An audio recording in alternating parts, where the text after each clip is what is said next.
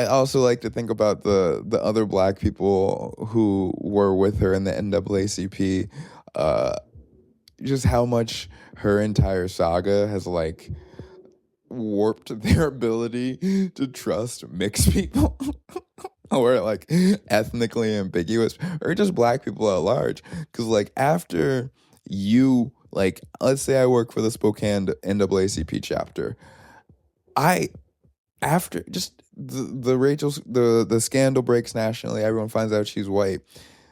I voted for her for president. You know what I mean? Like I helped her campaign. You know how psychologically damaging that would be? You know how like hard it would be to trust an ethnically ambiguous person who was like looking person or white passing person who was like, no, I'm black. You'd be like, I'm sorry, I can't get fooled again. Like, I'm sorry, you have to show me photos of both your parents. Welcome one, welcome all to episode whatever of the Creme World Podcast. I am your excited, exuberant, exalted, extra special host, Creme Brulee at Creme Brulee 2D on all platforms. Please, on whatever streaming service or that's it, whatever streaming service you're listening to this on, please give us a subscribe. Please like it, leave a comment, leave a rating. If you leave me a 5-star rating and you send me a screenshot, I'll reply. I'll send you whatever you want, dog. Look me in the eye. I'll send you whatever you want. Leave me a rating, and that'll help the podcast grow. I'm excited to be here today. This is going to be the Rachel Dolezal episode. Long story short, at some point this week, I was like talking to someone, and Rachel Dolezal came up. I don't remember how she came up, and I had the thought, I was like, did she really do anything wrong? And we will definitively answer that question today. I feel like, at least when I went back and looked at the story, re-examined the story, I researched it for the past day or so. There's a lot of stuff I don't remember. There's a lot of stuff that's really interesting. There's a lot of stuff that's really funny. And ultimately, it's just such an interesting case study on the way race is perceived in America in the year this was happened in 2015, 2016. We're in 2026 now. Maybe, is it the 10-year anniversary? Maybe that's why I'm doing this. Anyway, before we get to that, obviously got a bevy of other things to talk about. Leading off, I'm talking about parenting. We're getting the A segment is going to be parenting. You know why? Today, I took my kid. We went to Goodwill. We went to the movies. And I have some thoughts about the movies. But in terms of parenting, like, I just took my kid to Goodwill and to a movie. So I don't drink anymore, and I'm like a pretty healthy person overall. But there are still some days where I wake up and I'm like, I cannot be a parent today. What is the least amount of parenting I can do and still feel good about myself as a parent? And the answer to those days is going to the movie theater. And so today I was having one of those days where I'm like, listen, I love you, buddy, but we need to sit inside for several hours, and I need to be able to take a nap with you. And that's what the movie theater affords you as a parent. And it's so funny because I had a moment today where I realized a thing. So my father died when I was about 12 years old. I don't know if I've talked about it on here before, but my mom and my dad weren't married. When they had me, they kind of had like a on again, off again, then ultimately off again relationship while he and I were alive concurrently for about a 12-year stretch. And so my mom was more financially stable, and so I think that was probably the biggest reason I lived with her mostly. And it wasn't like it wasn't like a classically split custody situation where I like stayed with her for some days and him with some days. It was a more formal arrangement where, so like an odd part of it was like my dad worked for my mom, so like I got to see him pretty much all the time because I think I've talked about this. My mom runs a treatment center for women with children who have experienced houselessness, addiction, chronic homelessness. I said houselessness and chronic homelessness, addiction, veterans, all different types of situations where women have, for some reason or the other, kind of gotten into a tough situation in life. My mom's organization has been there since 1996, celebrating 30 years this year, helping women get back on their feet.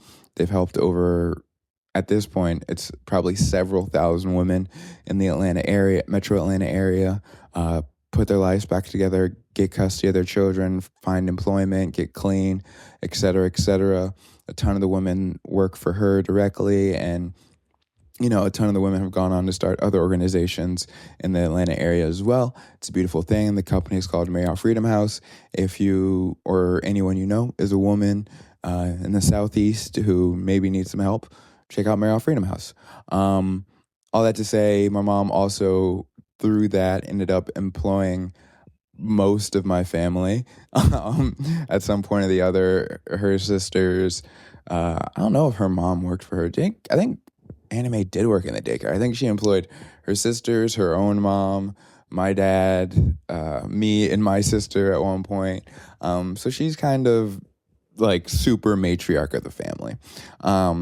Again, why I don't know if it was probably much of a conversation about where I would live as a child. But like one thing my dad did that I remember consistently, like the number one memory I have of my dad is him taking me to the movies on Sunday specifically. I remember, I can't remember the name of the place anymore, but it was in Cobb County, Georgia, and it was one of those places, I don't even know if they have places. It was Star Time? I think it was Star Time, and it was like arcade, like huge arcade, mini golf, movie theater. I think there was like a whirly ball next to it, if y'all remember. If y'all know what whirly ball is. I never actually played, but it was some sort of like go-kart polo style game, hockey style game. I don't know. I just saw it. But there was like this huge, family fun time megaplex. And we'd go there. I remember going to the arcade a bunch. Do they still have arcades? They've got to have arcades. In Portland, they definitely have arcades, but I don't know about if they have like the family style arcades I'm thinking of. However, whatever. He did that, and we went to Goodwill, and my dad, like, one thing I remember my dad is he was like, this was like the 2000s, like .com boom era. My dad loved computers and tech and fixing computers. And I just remember he always had like hella computers at his house, and he was figuring stuff out. And he was looking at like the newest, like always showing me the newest games, the newest tech. And it was awesome. And I remember, I remember the first time, because he was obsessed with, like, he loved video games and tech, and was like OG black nerd. And because he was all computers and like generally that kind of like old school stuff. And then one year my mom got me an Xbox, and this was like around the time when Halo came out. And I remember when I showed him Halo, it was like he was like, son, I can't believe what this is. He's like, this is, because I don't know if you guys remember the Doom. I don't even know. Had to be like Doom 1996 for computers. Like it was like a flat game where like things kind of like popped up, and like that was his shit. And like that's like as far as he made it into his video game progression. So seeing Halo for him was like, what? It would be like me if they had like really good VR and I could just like be in Halo now. Like how mind-blowing that would be for me is how mind-blowing it was for him. So all that to say, we went to Goodwill a lot, so he could just like buy computer junk and try to put it together and all that. And so I don't know, there was this beautiful moment where like I just wanted to go to Goodwill to look for some stuff. I ended up buying my kid a helicopter toy because he's just been obsessed with different modes of flying transportation recently.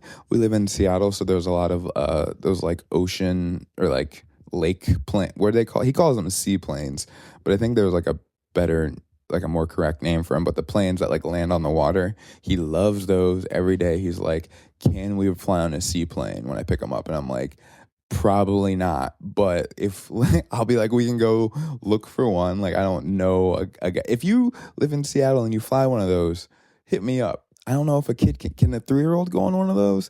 Anyway, he always talks about seaplanes and helicopters. I bought him a helicopter for like $4. I have become, I was gonna say I'm like very goodwill disciplined now, but really the goodwill by me is kind of some trash. I didn't even see anything. I was really eyeing. And then we went to the movie. And by the time I got to the movie, I realized that I had accidentally recreated like the same type of sundae my dad gave me. And it made me really emotional. I don't know if this what surprises y'all, but it made me really emotional. And I don't know. This is just like, I don't talk about being a parent on here a lot. I mean, I mainly talk about music on here. At this point, it's mainly music and current events. I don't talk about like parenting a lot. And, you know, maybe some other time I'll talk more about like my journey to how specifically I got to being a parent. But it's changed my life, man. I'm trying not to get emotional about it now, but we were just hanging out today at one point, and, you know, I realized I was just holding him, thinking about like, he's 3 years old now, and in those 3 years, man, there hasn't been a moment where like I felt like I didn't know what my purpose is. There hasn't been a moment where I felt like empty. There hasn't been a moment where my life felt meaningless. There hasn't been a moment where I haven't had like motivation and drive.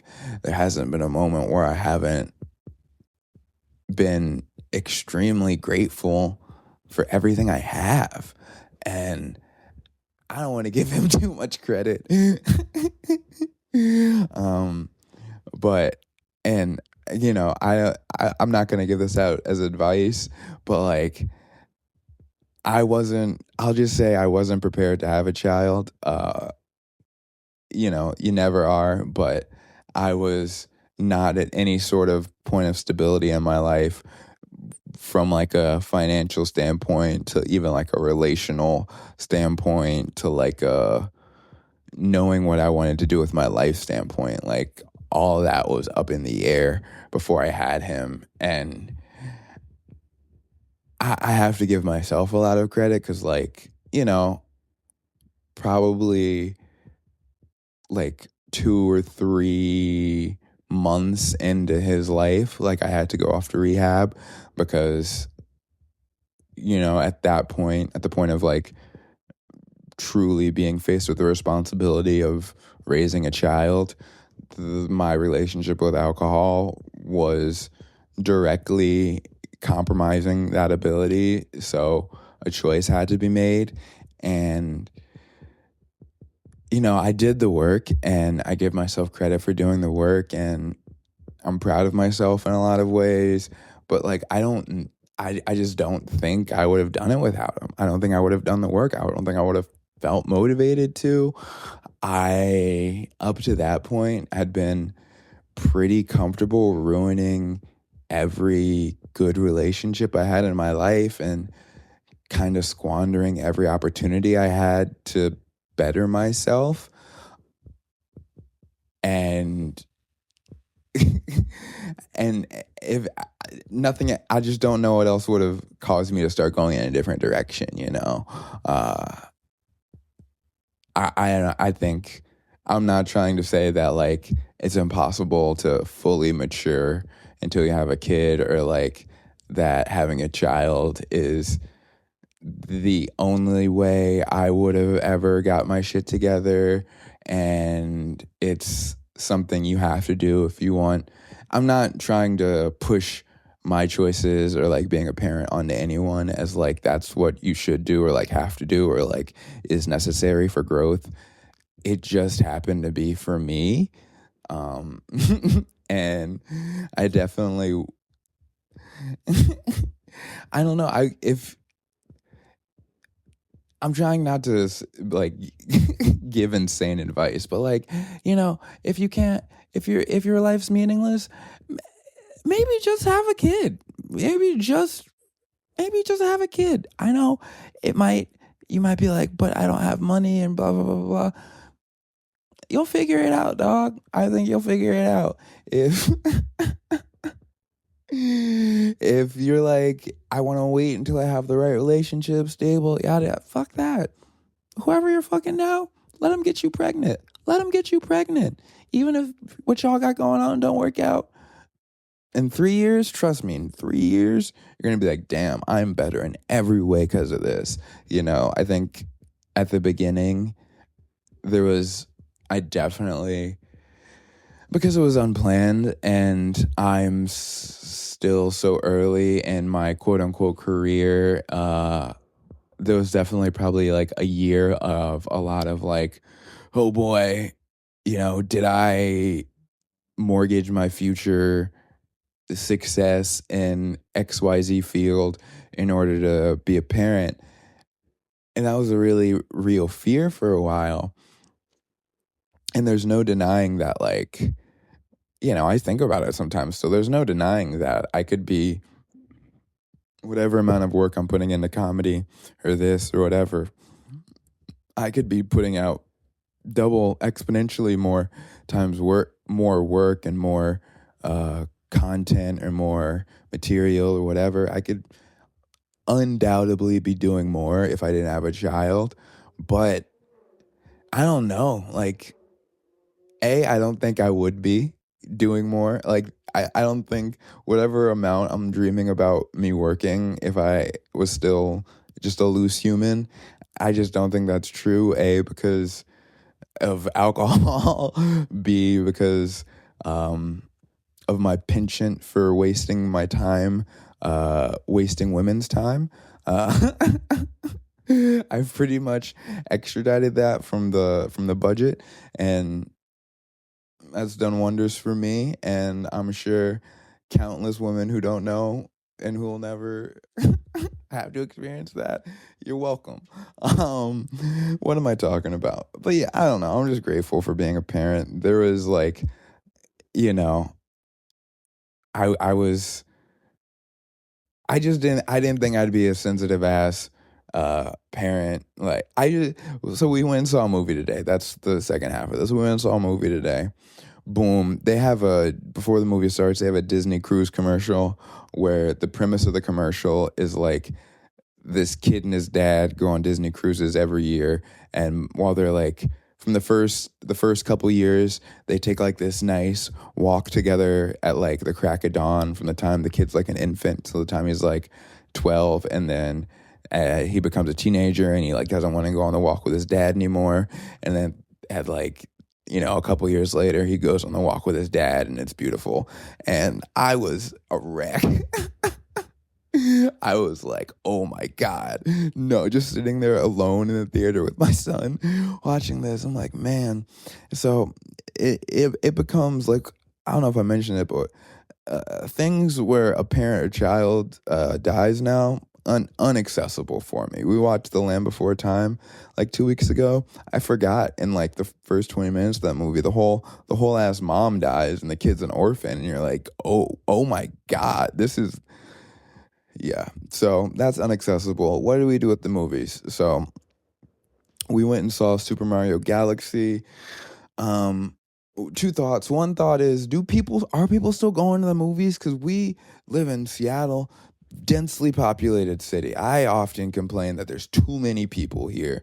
And I know it's a crazy thing to say as someone who's moved here in the past year, but I'd be sitting in traffic on the highway at like 2 p.m. on a Saturday. I'm just like, I was just going to Safeway and I'm in like 30 minutes of traffic. There's too many people here. On a Saturday, there's too many people here. I should have taken the surface streets. I know that now. Doesn't matter. Uh, too many people here. In the midst of that densely populated city where people have money and children and presumably like to go out to things, I take my kid, Super Mario Galaxy, noon on a Sunday. We were the only people in the theater.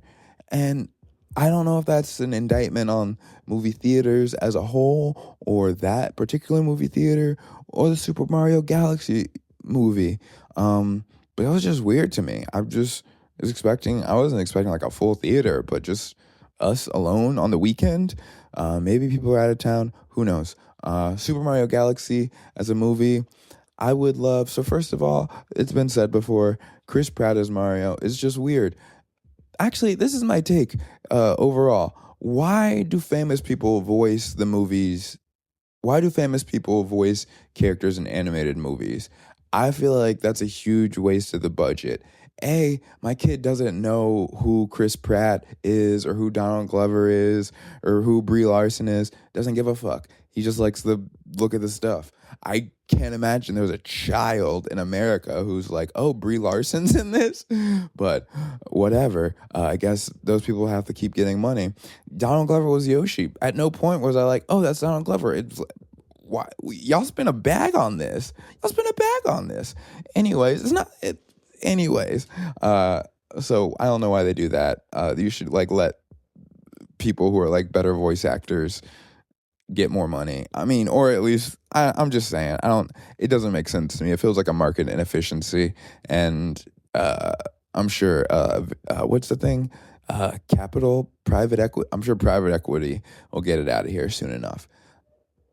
In terms of the movie, my kid liked the movie. I don't really have a comment on the movie. I personally thought there was too much going on, if that makes sense. There was just a lot of factions and a lot of planets, and I thought I grew up playing Mario. I was like, I don't know who a lot of these people are, but I also have to say I fell asleep at 2 different points during the movie, so a lot of things that were confusing to me were almost certainly explained in the 2 time periods in which I fell asleep.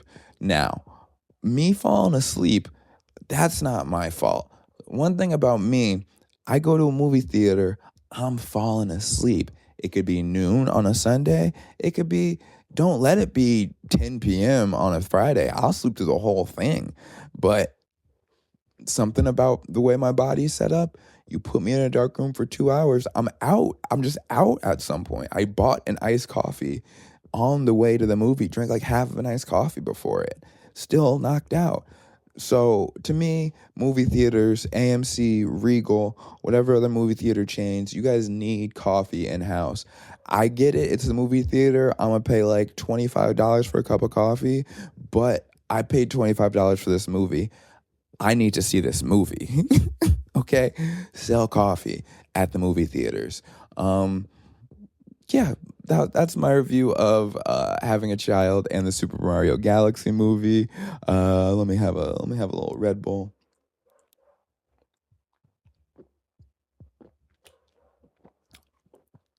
Oh man, this whole first half is gonna be about parenting actually, because I forgot. So my kid did something crazy.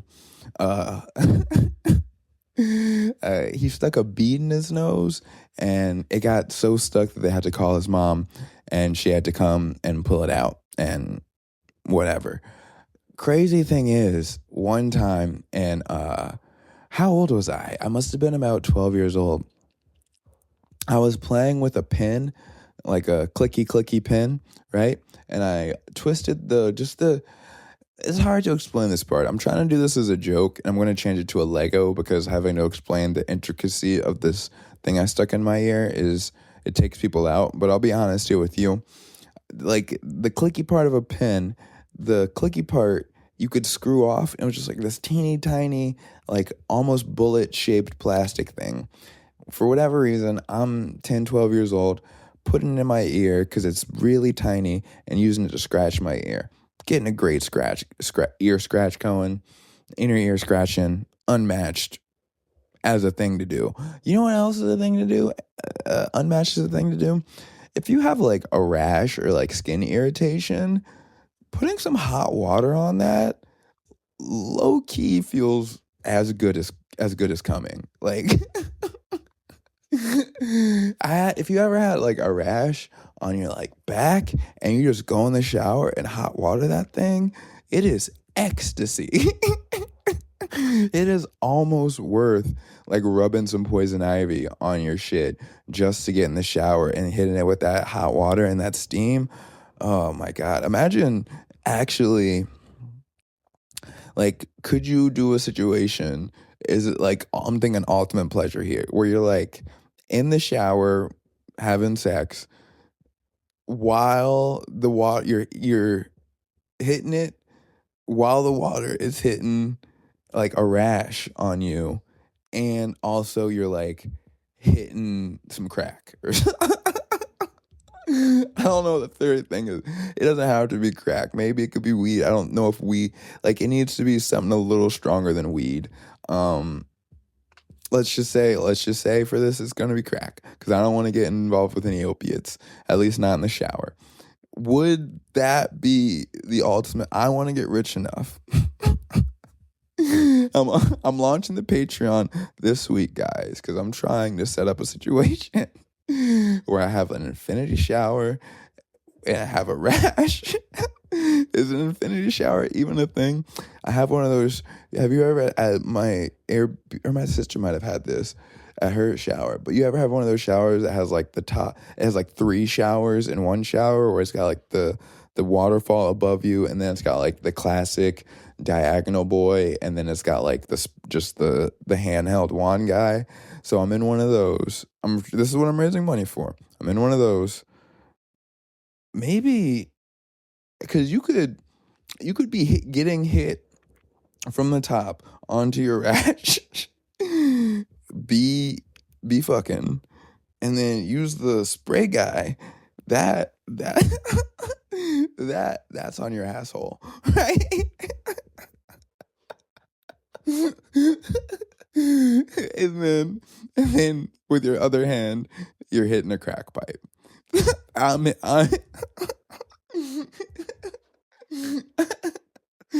I am hitting the crack pipe. So please go to patreon.com/Creme World and donate to the ecstasy tier. Maybe I'll also do ecstasy once. Let's do 4 at a time, and then we'll throw in party drugs. What am I talking about? Oh yeah, scratching. Okay, so I'm scratching my ear. And it feels good. And then, could scratching? Do we have to go back and include scratching your ear into the ecstasy? What do they call that? The shower of I don't want to use ecstasy again. I want to say the shower of transcendence. That's what we'll call that. We're throwing ear. So we're gonna start a running list of like all the most pleasurable things you could be doing, and we're gonna see how many things you could do simultaneously to like maximize. we're pleasure maxing, okay? Get into the Discord, get on the Patreon. Anyway, I stick a thing in my ear. I push it too far, and then I drop it. Not drop it, I just like let go, and it's just like in there, and it's in so deep that I like can't pull it out, and I'm like feeling in my ear right now. I can remember before you get to like your eardrum, there's like a little divot or like a little tiny pin cap type deal could get fit in real snug. It's fit in right there. I was like, shit, but classic kid, too embarrassed to tell anybody. So what I did was tell no one for months until I went to the doctor's appointment the next time. It truly had to, I don't know, I was a kid, so it probably was only like a month or 2, but in my head, it was like a year. I go to the doctor the next time. He's doing all the normal doctor shit. I really want to do another tangent here. I'm sorry. You know that thing where they hit your knee with the thing and then your knee kicks? How do they figure that out? You know? There was someone just hit their knee and then it popped up and they were like, that's that shows your knee is alive. This tangent might not have been worth it because this isn't a fully fleshed out question. I've just always been so interested in that thing, that the knee hammer. I haven't been to the doctor in years, so I haven't been knee hammered, and maybe I'm worried that is there an at-home knee hammer kit? Okay, so I'm at the doctor. They're doing all the stuff, the knee hammer. He gets to the part where he looks into my ear. He looks into my ear, and he's like, paraphrasing, what the fuck? And I'm like, what's going on? And he's like, there's something in here. And I was like, at that moment, I swear, what you gotta remember, what you gotta realize, it had been months. I was a child. It didn't affect my hearing at all. I just kind of forgot. I just like dead ass forgot it was in there until he's like, what the fuck? And I was like, oh, but now gotta go into lying mode. So I'm like, I don't know. And he's like, no, it's like pretty big. Like, what the fuck is this? He's again paraphrasing. And I'm like, I have no idea what you're talking about. He calls in my mom. He calls in my head, he called in everyone else at the practice because I feel like there was like 30 motherfuckers in there. But he calls in my mom and then like one more, like the nurse at the front desk and like someone else. And he's like, yo, y'all need to come look at this. And then he like grabs some like tweezers and like slowly starts pulling it out of my ear. And it's like this black plastic, like piece of plastic. And he's just like holds up in front of me. He's like, what is this? And in front of like everybody, I just had to be like, I have no idea. And yeah, I stuck with that story. That was, man, it's me realizing now. I mean, I haven't thought about it that much since then. I'm realizing now, none of those people believe me. That's probably why my mom didn't trust me a lot growing up. Yeah, that's just a story. That's just something I did. It was nice to see my kid, because sometimes your kid does something and you're like, okay, who is he getting that from? He stuck that thing in his nose. I was like, I've seen this play before. Okay. All right, we're you guys ready for, I think I'm going to skip the middle thing and we're just going to get straight into Rachel Dolezal after a brief Red Bull.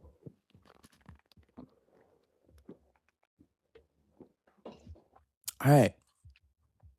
Today, Creme World Podcast audience, we will be answering the question, the age-old question, did Rachel Dolezal do anything wrong? And before we decide whether or not she did anything wrong, I do have to acknowledge that Rachel Dolezal changed her name. Let me see. Changed her name to Nkechi Amare Diallo, and that is her legal name now. I feel like, you know, as a person who goes by not their given born name, I should have empathy and be like, no, people should be allowed to be called what they want to be called. Ultimately, this is a Rachel, and you will never not be a Rachel. Okay, so, like I said at the top, what got me interested in this was being like, just having the thought, did Rachel, like, only thinking about what I remember from the story. And all I remember from the Rachel Dolezal story was black lady, or white lady working for the NAACP, pretending to be black, gets exposed, has to apologize, doesn't apologize, kind of doubles down. That's it. That's all I remember. And obviously lots of memes, cultural references, yada, yada, yada. But with just that being the information I had, it posed the question like, hey, if she was just undercover, or not, I mean, undercover, I guess is the right way, a right way of saying it, an accurate way of saying it. Anyway, if all she did was do work on the behalf of black people to advance the agenda of colored people, did she really do anything wrong besides, you know, lying? And lying can be bad, but if your lying ultimately serves to help black people, then it becomes in an area where I'm like, well, maybe it's worth examining.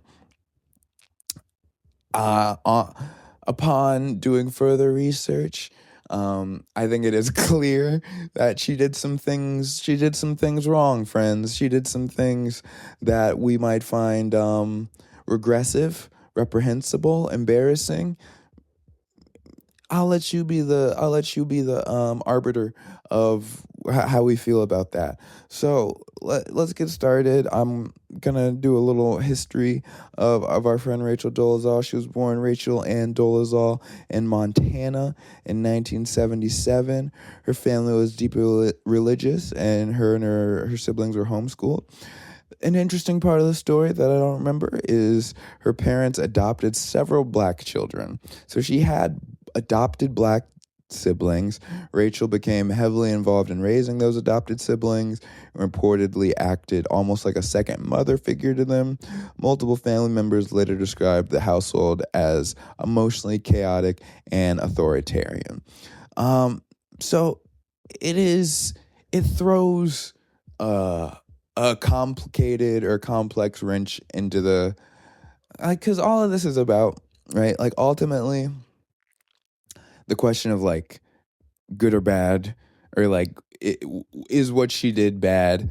I'm confident, like I said, when we'll get to it, yeah, but I think it's more interesting to ponder why she did it, because after doing all the research, and once we get through all this, it becomes no more clear how a person would decide to make the decision she made. Obviously have some speculation, and I think there's like breadcrumbs of evidence, but it's perplexing, and I think that's why it's such an interesting thing to reevaluate. So let's move on. Early 2000s, another part that I don't remember in the initial story was Rachel attended Howard University, a historically black college and university, for graduate school years before she publicly identified as black. Why this is interesting, I mean, besides the fact that she went to an HBCU as a white person, that is funny. Yeah, but like my sister went to Tuskegee, an HBCU, and is it in Tuskegee, Alabama? I think that also might be the name of the city. There's white people that go to HBCUs. I don't know enough to be able to comment on them, frankly. I think that could go a lot of ways, and one of the ways is Rachel Dolezal. Interesting.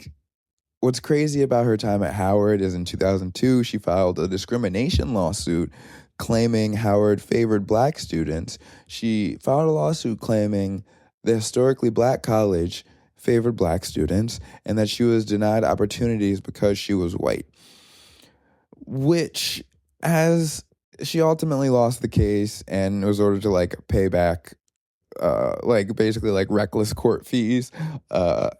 That's paraphrasing of what they were called, or what the type of, anyways, she lost the case.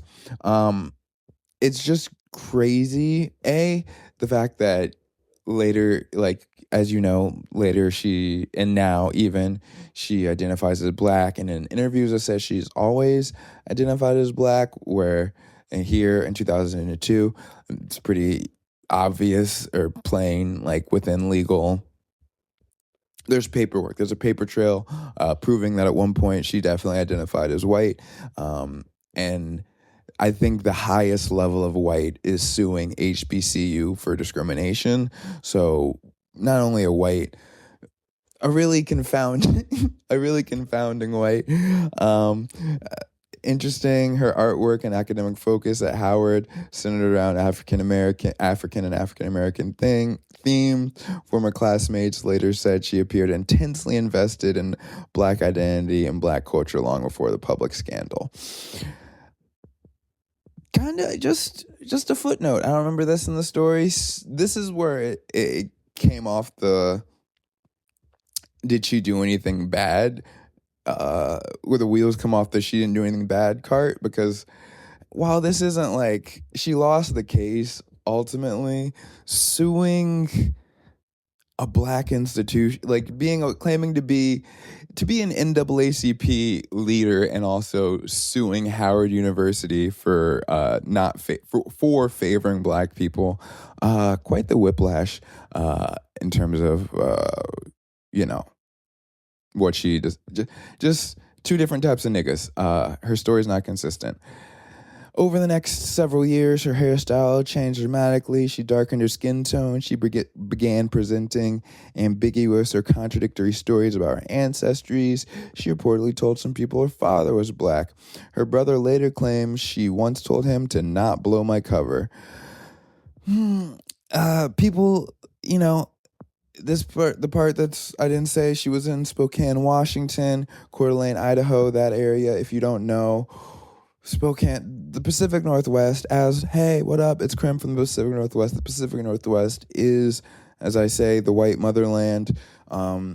Spokane, Coeur d'Alene, like, I'm in the diverse part of Washington, in Seattle, Tacoma. That's if you want to include Asian people, it's very diverse, but as non-black as this part of Washington is, Eastern Washington, and specifically Idaho, Western Idaho, Northern Idaho, incredibly racist, very, very few black people. So at this point, it's basically like, this is her cocoon period from the mid-2000s, where she basically starts becoming black.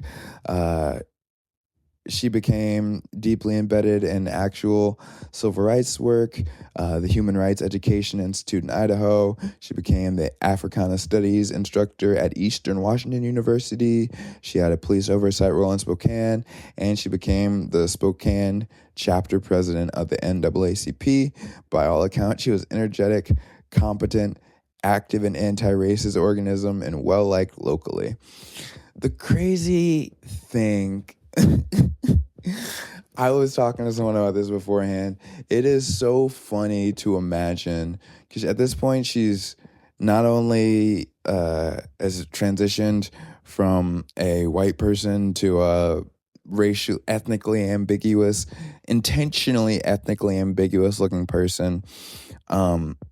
It's so fun to think about, because as white, as I said, the like Spokane, Idaho area is, the NAACP, like, that's all black people for sure. Like, besides her, that's all black people. So for her to not only be a member, but be chapter president and like an Africana studies major, that means there were so many points where she was in community with black people, right? Like, there was like a Juneteenth celebration, or like even like the election of Obama and stuff like that, like huge cultural moments that she was in community with black people.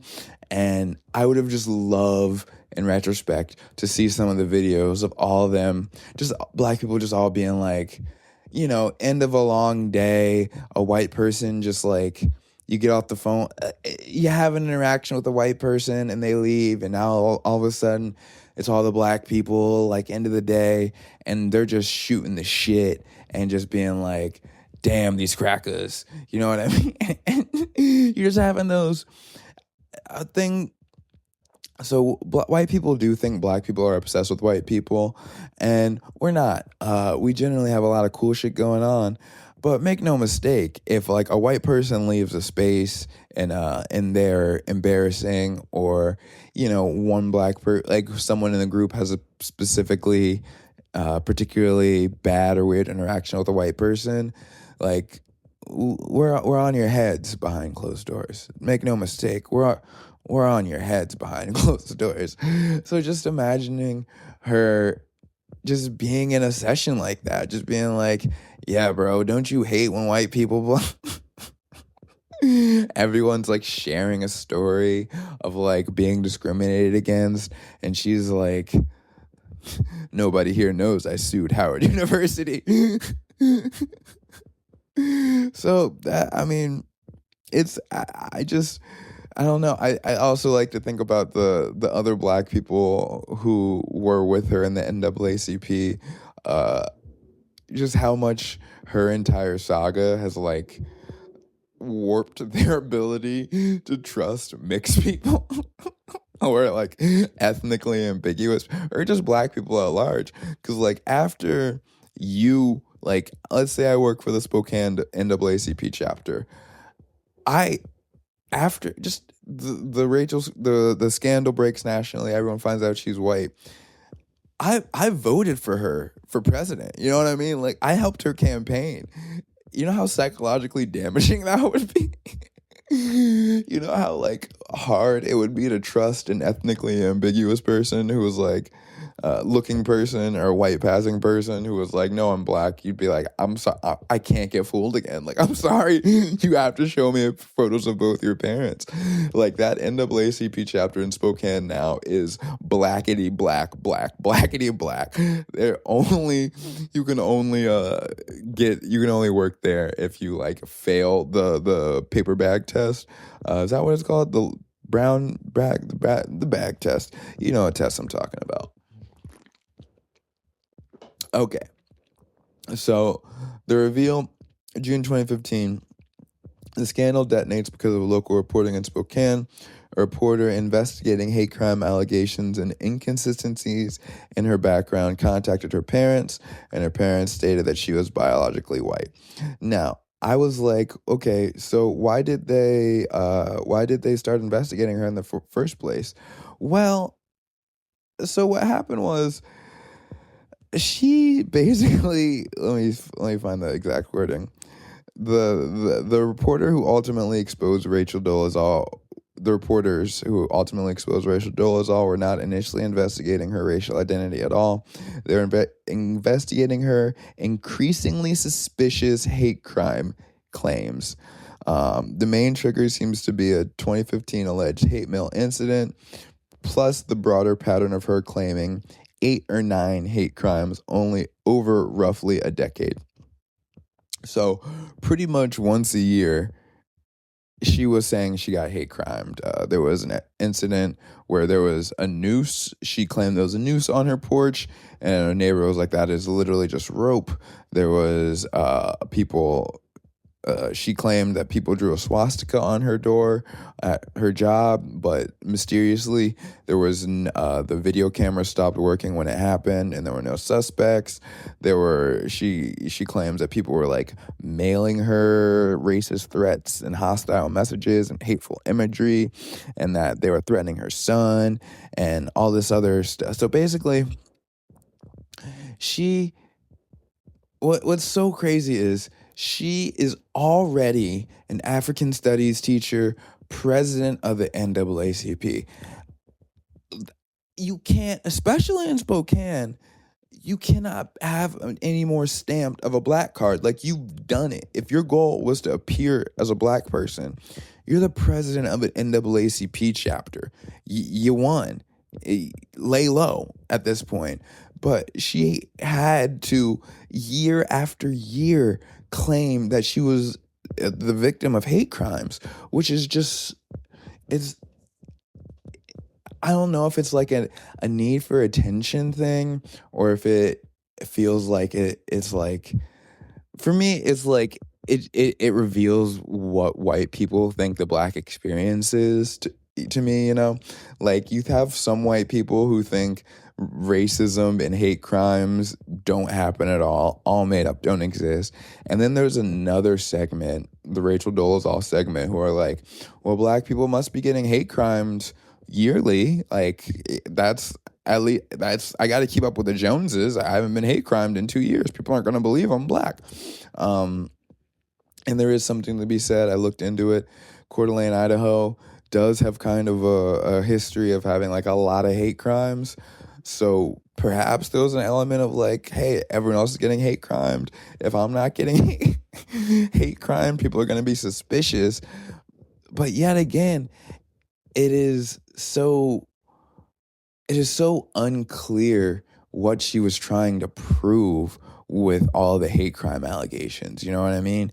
As I said, if your goal is to just appear black and to pass as a black person, you did it. You're the president of the NAACP. You teach, everyone in your community know, like, people respect you. It was odd. There's the infamous local TV interview that's still one of the most wild live TV evasions ever, where a reporter asked, "Are you African American?" And Rachel said, "I don't understand the question." Like, deep or fake deep, you know what I mean? She could be spitting here or not. After being exposed, she still insisted she identified as black, argued race was a social construct, and compared racial identity fluidity to gender identity, which, man, you want to talk about being like, yo, I'm already like I'm already contributing to a terrible discourse or creating space for a really negative, potentially, discourse about race. What if I also got this to be about gender? Like, how could I also stoke the fire? It's kind of beautiful. She kind of is like a intersectional butterfly in that way. This is when she changed her name to Nkechi Amari Diallo. She doubled down. She got caught with welfare fraud in 2018. Basically, she was claiming that she wasn't making any money, and the government was like, "No, you're making some money." I don't really care about that. I don't feel like defrauding the government's bad. And the final chapter, the where are they now? That really, it's just an interesting bow on this. In 2024, reports surfaced that Rachel lost a teaching job after administrators discovered her OnlyFans account. Now, let me say this right here, right now. I've talked about it before on the OnlyFansification of Instagram episode. I've talked about it. I exist on the internet is a problem for someone of my brain chemistry who is both horny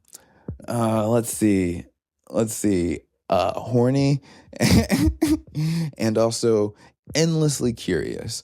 I exist mentally at the nexus of horny and endlessly curious about the world and the happenings of the world. So around 2024, when this story initially dropped, I saw that Rachel Dolezal had an OnlyFans, and I went and saw it. Yeah. Did I? Let's not get. That's as much as I'll say about that. Is it as much as I'll say about that? It was interesting. I'll say that. It's not my cup of tea. This is how we'll do this. It's not my cup of tea, but it's certainly somebody's cup of tea. I thought just the wildest part of it was just the way she looks, knowing she's a white person. She has just the deepest tan and some sewn dreadlocks, and she's appeared to have had some enhancements done surgically. I'll say that. So in terms of a thing to look at, it was one of the things I looked at in 2024 and was like, you know what? I'm happy I saw it. For better, for better or for worse, my cup of tea or not, I'm fascinated that this exists and that I have the opportunity to see it, and I did. The craziest part to me, upon rereading that now, was being like, wait, why was she teaching again? Like, the fact that, and you have 3 guesses to guess which state would have allowed Rachel Dolezal, after everything that happened, to teach their children. You have 3 guesses, okay? What's guess 1? No. You got it. It was Arizona on the 3rd guess. Yeah, she's teaching in Arizona, which also, if I was going to guess any state that would like allow their teachers to make porn, I feel like this is just a roast session of Arizona. I've never even been to Arizona. Have me out, bro. I'll be in Flagstaff or whatever. Okay. Let's make sure we haven't skipped anything. Yeah, no, we have all the major points. of Rachel Dolezal. Kind of a, it seems, I'm not going to comment on, every sex worker's financial conditions, but through the lawsuit that happened, because she also had a book deal. There was a Netflix documentary. It seemed like she was making some level of money at some point, but in the court case where she got popped for fraud, she was like, it's really, no one's hiring me because of the whole media thing. And I'm liable to believe that. And it seems like I didn't watch the Netflix documentary. I watched the other documentary. I didn't watch the Netflix documentary, but from what I could tell in my research, they kind of covered her financial instability in that as well. So is it a sad story? I think it's ultimately, it's hard to feel like sympathetic for her, right? Because even it might be easier to feel sympathetic for her if once she was caught, she was like, you know what? I'm sorry. I just always really loved black people. I've always just been jealous of black people and yada, yada, yada, and gave like a really, at least lucid sounding, like truly remorseful sounding apology of sorts. But there was really never an apology or even an acknowledgement that what she did was like weird or that she lied or any of that. So really hard to feel sympathetic for her. I feel like in the case where she did that, and especially if she like gave some detail on like what made her do what she did, it would be easier to be sympathetic to her. But I mean, I haven't done that many like deep dives into like crazy people. Into intriguing figures. I'm very PC, as you can tell. I haven't done that many deep dives into intriguing figures.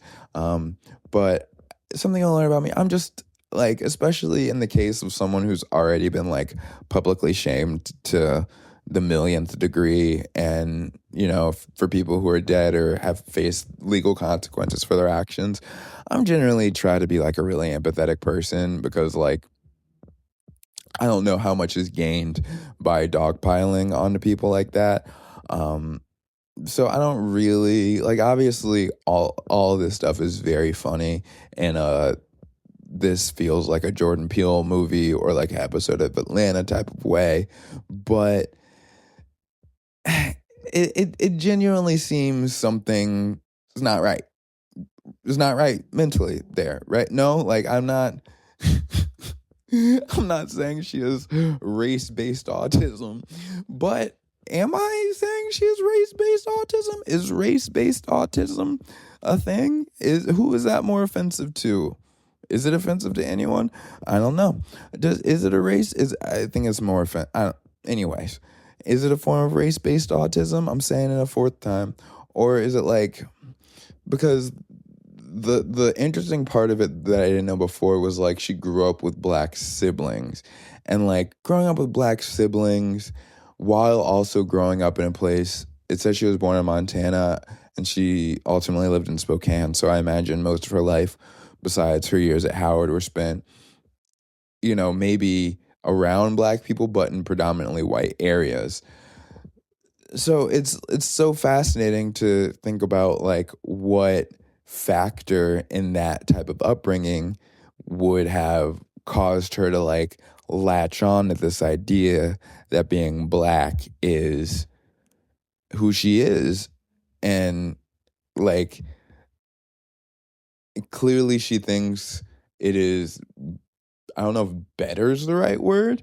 Like it's hard. Like, does she think being black is like better? Is there like some level of like racial jealousy? Because I was talking to someone about this beforehand, and she pontificated that it was a lot of white people are jealous of black people in the sense, for a lot of reasons, but in the sense that like black people have an inherent sense of community and a sense of culture in a way that white people in America generally aren't as connected to. Like, I was like, yeah, I just went to the corner store and there was a black cashier at the corner store, and I still had my Georgia ID. So we started talking about Atlanta, and I was like, like he was talking about how awesome Atlanta is. Like he's heard about Atlanta and just like how much he'd love to live around a bunch of other black people, which again shows you the type of area Washington is. But like we got into a real deal conversation, and I was like, you gotta check it out, man, blah blah blah. So there like is an inherent level of camaraderie. Like I'm rooting for everybody black. That's a common sentiment you hear amongst black people, and it's true, and it can obviously get perverted in a sense at Diddy or whoever you want to say. But like there is like always looking out for each otherness that white people don't have. So is it like she was jealous in that way and wanted to experience the black experience for those reasons? Or is it more like, she truly just thought she was black? She didn't have like a value assessment of like blackness versus whiteness. It was just like, I just see myself more connected to, especially if she had black siblings.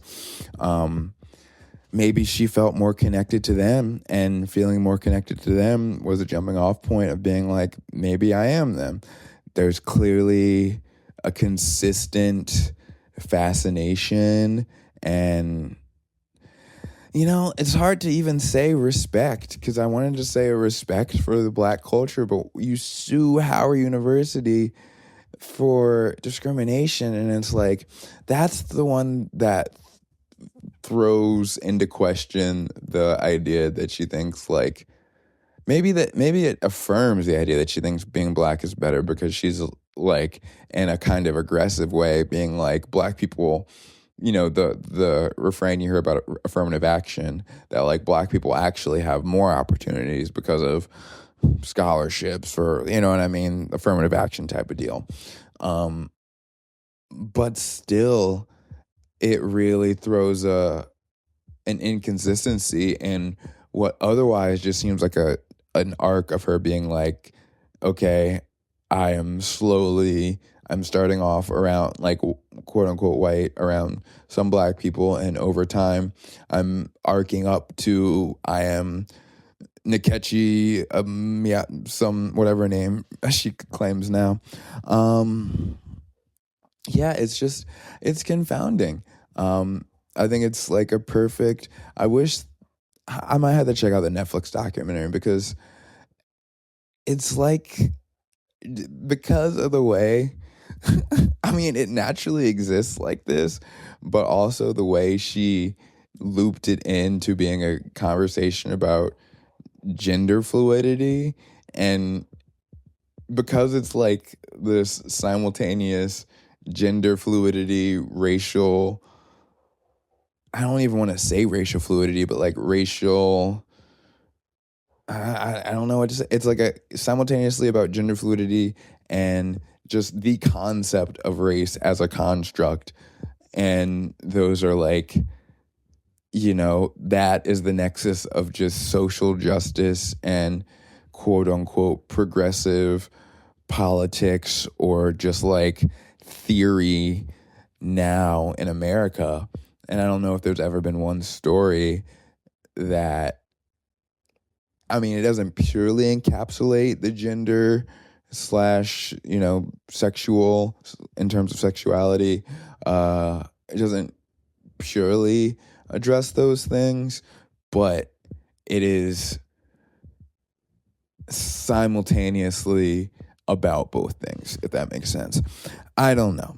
I found it to be a fascinating thing to re-examine. Also, I didn't have a podcast when it broke at first. I'm not going to just never do a Rachel Dolezal episode. There was a weird moment in the middle there where, I guess that was more at the beginning. Before the Rachel Dolezal stuff, I'm having a vulnerability thing about the shower of transcendence. If you remember the shower of transcendence, I apologize for that if that if that made this episode a little weird for you. It made it a little weird for me too. I'll be honest with you. It made it a little weird for me too. I meant to plug this at the top. Oh, I did a bad job. Episodes, that's not over. I'm plugging a thing. Next Sunday, or this upcoming Sunday, May 31st, if you're in Portland, Washington, I'm in the finals of Vancouver's Funniest Person.